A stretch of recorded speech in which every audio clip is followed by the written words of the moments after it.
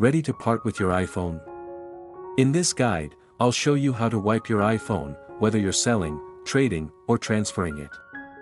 This helps keep your information secure when you transfer your device.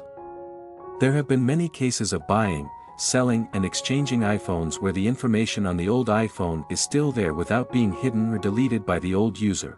Step 1. Open the Settings app, go to Settings on your iPhone. Step 2. Navigate to General Reset, tap General, scroll down and select Reset. Step 3. Erase all content and settings, select Erase all content and settings. Confirm by entering your Apple ID passcode or password. Step 4. Wait for reboot. Your iPhone will reboot and guide you through the setup screens, so are you willing to erase your entire iPhone to clean it up and get it running again?